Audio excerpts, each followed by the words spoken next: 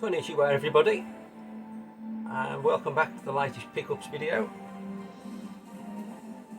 And I'm still way behind. It's too hot to be now, but it is what it is. I could do with getting another 2 or 3 of these done really, to get up to date and clear the backlog. First of all, well, actually, just run through what we've got today. We've got Spectrum, we've got Wii, we've got Xbox, PS1, PS2 and Saturn.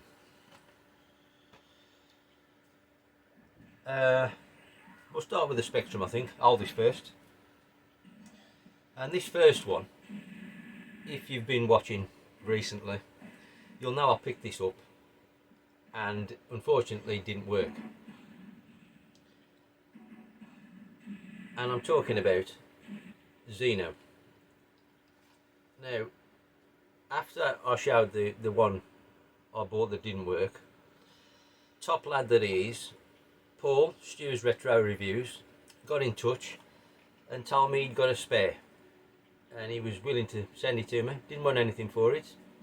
So, cheers mate, you're a real pal. Obviously it's arrived and it works, which is amazing. Second attempt it loaded up. Good little game, really like it. It's kind of like Speedball in a way, I suppose. I'll try and put some footage up hopefully. I've never done that with Spectrum before, so I don't know if I'll manage to do it, but we'll have a go. If I do, there it is. But yeah, chuffed with that, Paul. Really, thanks a lot, mate. If you haven't checked out Stu's Retro Reviews, go check him out. He does loads of cool gameplay footage videos and reviews on lots of 8-bit stuff, Spectrum, Commodore. He does some PC stuff. And he's just done a Master System one, which I think was his first Master System gameplay video. But yeah, go check him out. He's a top lad, and he's also done some really cool sort of local arcade footage as well, which I've really enjoyed. But yeah, that's Xeno anyway. Cracking little Spectrum game, and a big thanks to Paul. Cheers, mate. Sticking with the Spectrum. I had this back in the day. I don't think it was the original. I think I had on a C15 type deal, as we all did back in the day. And I'd got visions of it being alright. That was my only memory of it. I do actually have this on a sort of a compilation box set, but unfortunately it don't work. And because I've been on this shooter kick lately, I was looking into what shooters I'd got for the Spectrum, basically. And I came across this and it didn't work, so then I looked to try and get another one. And I've picked up Slap Fight. Now this is obviously the original big box, or double cassette version, by Imagine. I love these Imagine and Ocean boxes, they're my favourite of all the Spectrum games. And it's in really nice condition. Unfortunately, this works like a charm. First time loaded up, and it really plays quite well. The big problem with this, again, I'll put some footage up if I've worked out how to do it. Looks and plays great, but unfortunately, because it's monochrome graphics, you can't see the bloody bullets. It's an absolute nightmare. Makes it monumentally difficult, as the footage will probably show. That, coupled with my lack of shooting skills, makes this game quite difficult. But that said, it's a cracking game, and definitely want to check out. I've no idea what the C64 version's like. I imagine that's probably full colour may be better, I don't know. But let me know, is the C64 version of this good? Not that I can play it, but I'd be curious to know. But the Spectrum version is great, aside from the monochrome. But chuffed to have that, and add that to the original dual cassette big box games. I don't buy that many Spectrum now, but I do, you know, keep my eye out, and the odd one that crops up that I like the look of, I'm always looking to add the odd one. Right, next up, I'm going to put this sort of in a little section of its own. I recently went a couple of weeks ago to Doorway to Dorkness, first time I'd ever been, and I've got to say, what an amazing shop. I'll try and put a picture up or something. Unfortunately, I didn't take any video while I was there. I don't know, I should have done, but I didn't. So unfortunately I haven't got any video, but there's plenty of other videos on YouTube about it. But I've got to say, what an amazing shop. It's as good as any shop I've ever been in. Absolutely brilliant. It's rammed floor to ceiling with everything you could possibly wish for, going right back to, you know, 8-bit early day stuff right up to PS4. And it's a nice big shop. It's well laid out, it's very clean, well organised. I love how everything's in bags and sort of cared for properly. Lots of stuff in cabinets. You just can't ask for the wrong things. You've also got loads of toys if you're into that, which I'm not, but there's a shitload of toys there as well. Absolutely brilliant shop, and James, the owner, seems like a great guy. Spoke to him for quite a bit. Really helpful. Let me look in all the cabinets that I wanted to. Really great guy. I can't fault the place. It was absolutely brilliant, and I thoroughly recommend anybody who's in the area to go check Doorway to Dorkness out. Absolutely brilliant shop. I mean, I've not been in every retro game shop in the country, but that's as good as any I've ever been in, and it's honestly, and the price is quite reasonable. You know, I'm sure you won't be disappointed if you go. I also happened to bump into the legend that is Mr. Gold2th while I was there. So it was great to meet the legend himself and be inducted into the Gerf gang. So that was awesome. So it was a kind of a bumper kind of I don't know, extra incentive to go to Doorway. Unfortunately, I got stuck in traffic. The motorway was shut. Took me ages to get there, but that's beside the point. Everything else was great, and cheers, mate. I really appreciate you, you know, hanging on for us and meeting up with us there. It was absolutely brilliant, and I'll definitely be trying to get back as soon as I can. Right. So while I was there, picked up a few items, so we'll bunch all these together, just so you can see what I got from there. First up, we've got Heat Seeker on the Wii. Now, I've not actually played this yet. Currently can't use my Wii at the moment. I've moved it, and I need a longer lead to get it to the TV, so I haven't actually tried this. Somebody mentioned this recently in a video, and I can't remember who it was. But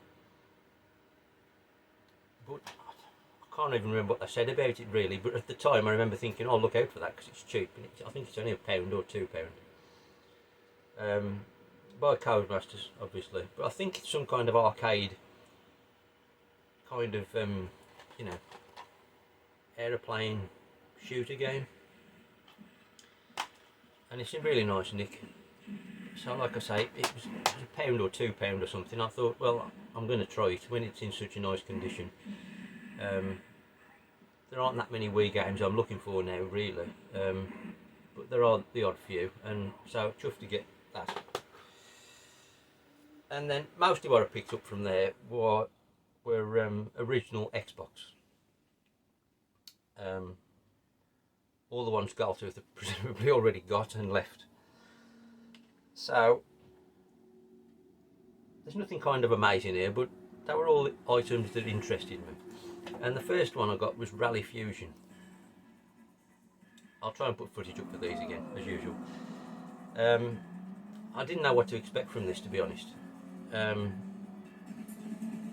I was kind of thinking it was going to be like, you know, a bog standard rally game like WRC or, you know, Colin McRae and that kind of game, but it's far more arcade based than that, as it turns out.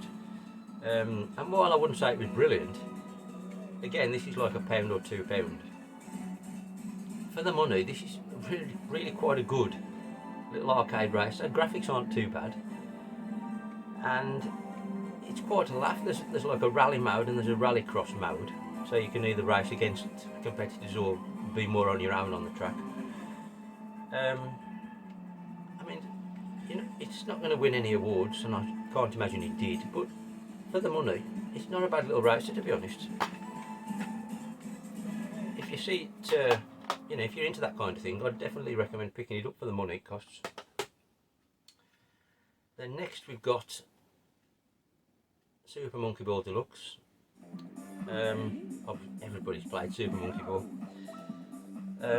From memory, I think I've never had this version before. I've got a feeling this was like a compilation of like Monkey Ball 1 and 2 together.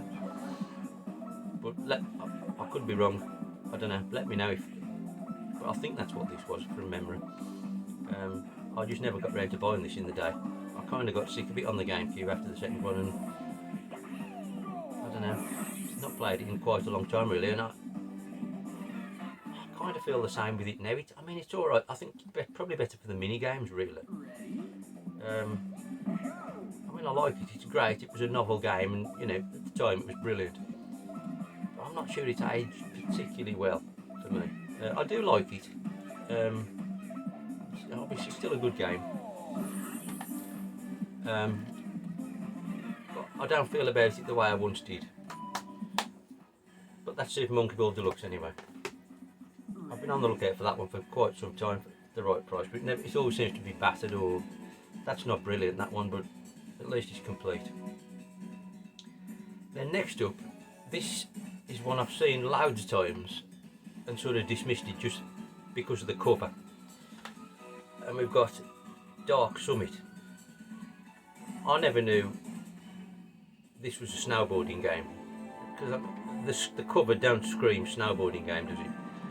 And I didn't actually realise until it was Gold2th himself actually who picked this up recently and said it was a snowboarding game. I thought, well, I'm going to look out for that. And as luck would have it, there it was in doorway. Again, it's a cheap game. And it's in quite nice condition as well. They're all complete, these. But I don't know, I've played it. It is a snowboarding game, but it's kind of more adventure based than racing based, which I'm not a fan of. I much prefer it to be a straight racer. There's kind of missions and challenges and things you've got to do, and I'm not sure it's for me really, but I mean, it's cheap and it does look and play quite nicely. So I'm going to give it a bit more time, but for the money it's alright, to be honest. And if more adventure based things are your type of thing, you might like this. I don't know. I'm pretty sure this is on other formats as well, PS2 and GameCube probably. But it's okay, it's decent. Then the next one we picked up was Big Mother Truckers. Now, I bought this back in the day. You know, I love the name, as you would. They've obviously taken their inspiration from 18-wheeler, and that was, you know, I remember thinking back at the time when I bought it, wow, this is going to be like 18-wheeler. And I mean, it kind of is, but I ain't played this for 20 years or however long this. When did this come out? 2002, yeah, so it's probably been 20 years since I played this. I don't think it's aged particularly well. It's alright. It's nowhere near as good as 18-wheeler. And it's not as arcadey as that. It's more... I mean, you have sort of missions to do it and loads to deliver in 18-wheeler, but there seems more of a story element to this, which fair enough, that tried to pad 18-wheeler out. I understand, you know, that's a short arcade experience. But I mean, it's alright. I don't think the controls are particularly good. They don't seem either simulation or arcade really. They seem to be somewhere in the middle, and that seems a bit weird. But that said, it's still a decent game if you like that kind of thing. You know, you probably want to check out. It's not like this is a bit more. This is more like a tenner, I think, from memory. Maybe just under it, maybe 8 or something like that. It's not like a £1 or £2 game. But it's decent. Then, in a very similar vein, it also got Big Mother Truckers 2, Truck Me Harder. And it's a similar kind of thing.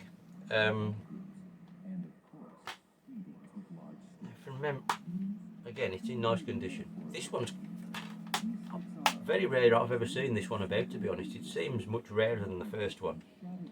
But I'm sure this is cheaper, from memory. I think of the two, I'm sure the second one was... I'm sure this was cheaper, even though it seems much rarer than the original. But again, I think the graphics are definitely better on this one. It's more polished than the first one.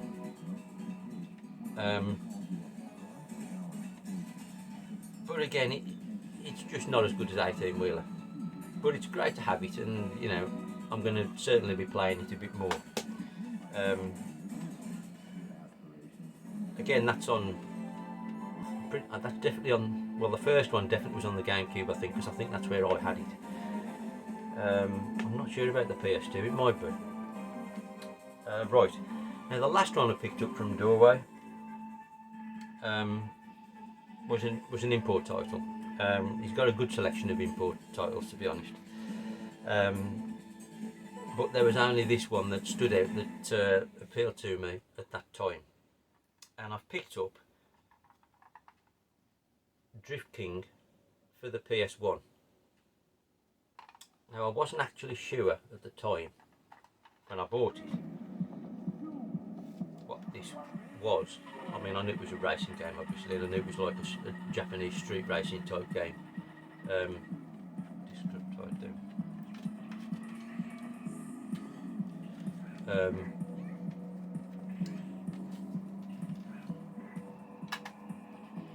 But yeah, I didn't realise this was actually Tokyo Highway Battle, or the Japanese version of it.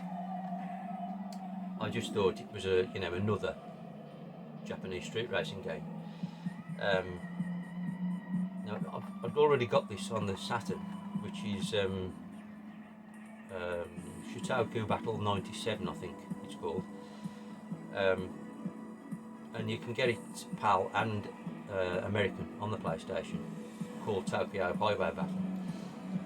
It's really quite a good game, much like the Saturn one is. But I think the graphics are probably better on this than the Saturn version, to be honest. Plays really nicely, good game.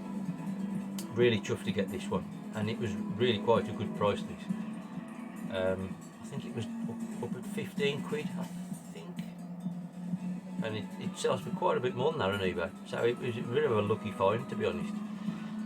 So it's absolutely chuffed with that. That's Drift King, aka Tokyo Highway Battle, on the PS1. Right, sticking with, now that was all I got from Doorway. So once again I say, check it out. If I can find a link, I'll put it in the description to his shop or his Instagram page. I think he's just done a website as well, actually.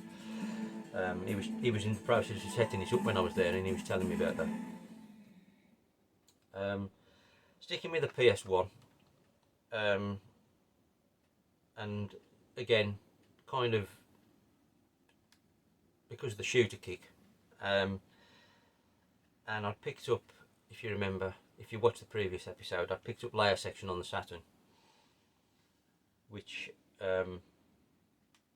was Ray Storm, is it Storm? Yeah, Storm I think, on the original PS1 and arcade. So I was looking for the sequel. So anyway, I've picked up Ray Crisis on the PS1, which is Layer Section 2 on the Saturn, if I've got that right. And it plays very similar, but as opposed to being sprite based now, this is a polygon based shooter.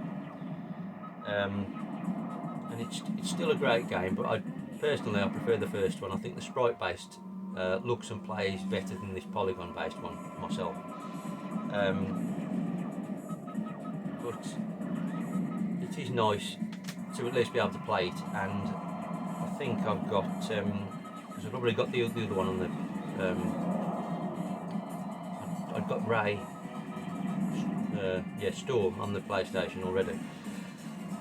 So it's nice to have the set to play, and hopefully you'll see in the footage, it's a great looking game, and it's the same principle as the Layer Section in the fact you've got the reticule that you can move across the opponents and then press the sort of laser button to take out anything the reticule has come into contact with. I just found it a bit more awkward, perhaps, is that the right word? I don't know, maybe, but it just didn't look and play quite as well in this polygon based visuals as it did in the sprite based for me. But that said, it's still a nice game, and I'm still chuffed to have it. That's Ray Crisis on the PS1. Then PS2, we're nearly there, and this is one I'd looked at on the Xbox I think quite recently, or a few weeks ago anyway, and I didn't buy it anyway. And then I'm kind of glad I didn't, because I've now stumbled on this Japanese PS2 version, and it's SNK versus Capcom Sv Svc Chaos. Bit of a mouthful. It's obviously a sort of Capcom versus SNK fighter. Quite a few characters. I've only played a little bit. It is in really nice condition. I love the Japanese PS2 games when they're in nice condition. When we had them brand new, there's a lovely sheen on the boxes that, I don't know, didn't seem to be on the PAL boxes. It's like a lovely gloss sheen, and it's amazing when you can pick one of those up second hand and they've still got that lovely gloss sheen on the box. Fantastic. But yeah, it seems a really good game. You can obviously pick SNK or Capcom characters, and you know, it's your standard 2D fighter. I don't think it's that well regarded from my memory, what I've read, but I thought it was quite decent, to be honest. So it's chuffed to get that one. Then the last two now were both Saturn games. This first one's a repro, because the original's too much for me.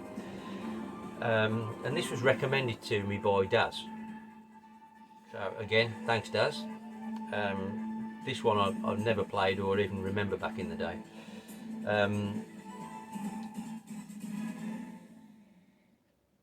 But yeah, like I say, Daz recommended it quite a couple of months ago now anyway. But I finally got round to picking it up.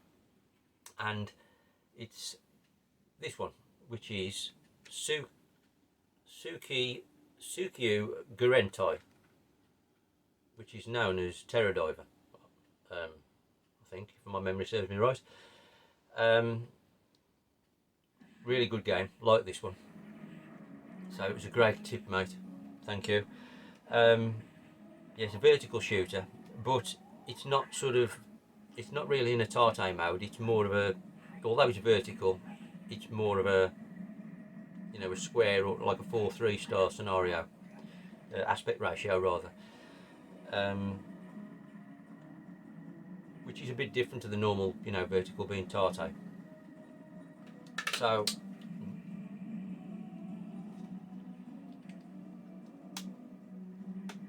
box dropping to bits. Yeah, we've got the spine card with this one. Like I say, it's a repro, but they're lovely quality repros. But yeah, this is quite pricey if you want the original. But hopefully you'll see in the footage, it's a lovely looking game and plays really well. And I'm going to be giving that one a lot more time. And the last one, this is another vertical shooter, and I've picked up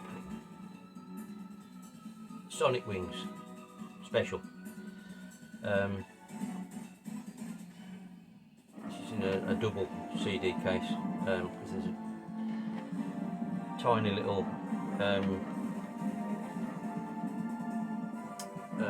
there's like a GameCube size, I think it's a soundtrack CD. Unfortunately that's missing, I haven't got that. But got the CD and the manual obviously. But yeah, this is another vertical shooter, sort of more aeroplane based than space based. And you've got choice of characters and different ships with different abilities. I haven't kind of worked out which one I like the best yet. Some are faster, some have got better weapons, that kind of thing. There's a baffling thing about this. Now this is a vertical shooter with a Tate mode, like I say, and you can switch to Tate mode. For some bizarre reason, when I put it on this TV here, like a widescreen TV, sorry, when I tried to, no, it was this one. When I tried to put it on my Tate monitor, for some reason it won't switch. You can select Tate, but then it reverts back to the standard formation, and it won't play Tate on that screen. I don't know why. So I've then tried it on the CRT and done the same thing, and that lets you turn it into Tate, but then obviously the TV's got the wrong orientation for it, so I'm a bit baffled as to why it does that. It must somehow detect that the TV 16:9 won't revert to Tate. It'll only do it on a 4:3 screen or something. I don't know, but that's weird. But nevertheless, it's still a good game, and chuffed to have it. And hopefully you'll have seen some footage and it'll give you an idea what it's like. But there we go. That's the lot for today. Any thoughts on any of that? Let me know, please. And thanks for watching once again, and hopefully if the temperature doesn't get hot again, I'll be able to get through some more of these pickups and clear my backlog. But thanks for watching anyway, and I'll see you soon. Sayonara.